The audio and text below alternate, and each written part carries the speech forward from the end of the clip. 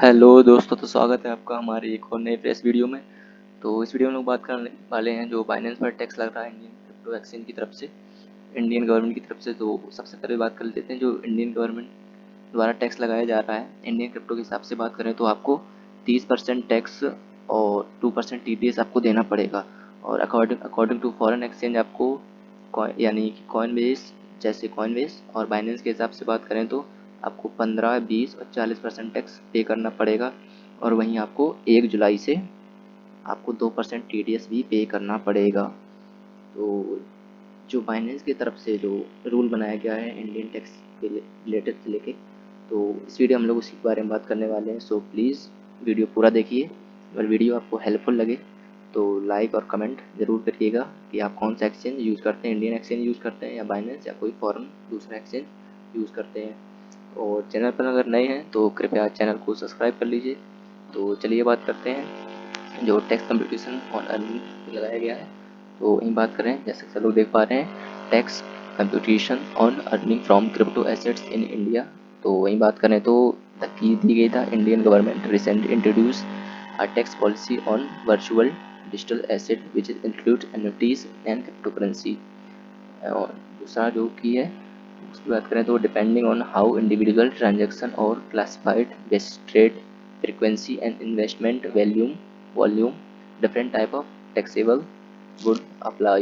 This article outline the implication of the crypto tax and how can calculate their estimated tax on their own with example।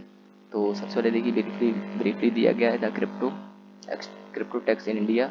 तो आप video pause करके इसको पढ़ सकते हैं, जो वहाँ पर आपको मिल जाएगा। और हम लोग बात कर लेते हैं different potential classification of crypto currency. तो सबसे पहले आता है जो 3 पार्ट में डिवाइड किया गया है, बिजनेस इनकम। देखिए ज़्यादा आपको बिल्कुल नहीं, थोड़ा मोटा मोटा समझा दे रहा हूँ आपको। जिनका ट्रांजेक्शन क्रिप्टो में ट्रांजेक्शन 20 लाख के ऊपर है उनको 18% टैक्स देना पड़ेगा, जो इसमें GST भी इंक्लूड रहेगी। और 18% टैक्स देना पड़ेगा। और वहीं जो लो कैपिटल वाली बात है, उनको जो होल्डिंग करते हैं उनके लिए, जैसे कि हम लोग हैं जो 20 लाख से कम है जिनकी ट्रांजेक्शन, उनकी बात करें तो उनको शॉर्ट टर्म में इन्वेस्ट करते हैं, जैसे 36 महीने से कम इन्वेस्ट करते हैं तो आपको अपनी होल्डिंग पर प्रॉफिट पर 15% टैक्स देना पड़ेगा। जैसे आप लोग देख पा रहे हैं यहाँ पर 15% आपको देना पड़ेगा। और अगर आप 36 मंथ से ज़्यादा होल्ड करते हैं तो आपको 20% टैक्स देना पड़ेगा। और वहीं अदर इनकम की बात करें तो other income it classifies such as any gain of crypto trading would be trading some where source which income is taxable under the income tax law today. There is discussion in RBI regarding introduce cryptocurrencies as the speculative business income which is subject to highest tax।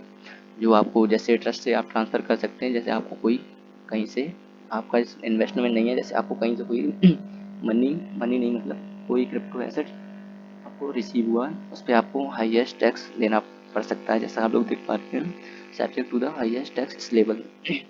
और वहीं इसकी calculating की बात करें तो know search में बात करें तो जैसे आपको कहीं से विथ नो कैश सरचार्ज बात करें for any individual investment crypto currency let the assume the investment of 2 BTC। अगर आपने 2 BTC का इन्वेस्टमेंट किया है और 1 लाख का पर BTC है और 1 BTC में आपको लॉस हुआ है, यानी कि 70,000 पर है, पहले 1 लाख का था और 70,000 का BTC हो गया, तो आपको 30% यानी 30,000 का लॉस हुआ है।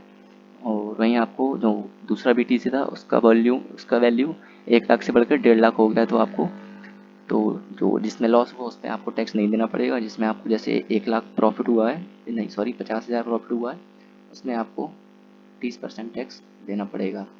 जैसा आप देख पा रहे हैं, जीरो टैक्स ऑन 70,000 पे चला उसको कोई टैक्स नहीं मिलेगा, और जो 30% टैक्स मिलेगा और प्रॉफिट, जैसा आप लोग देख पा रहे हैं यहाँ पे 50,000 पे 30% प्रॉफिट मिला है जो 50,000 का, उस पर 30% टैक्स आपको देना पड़ेगा।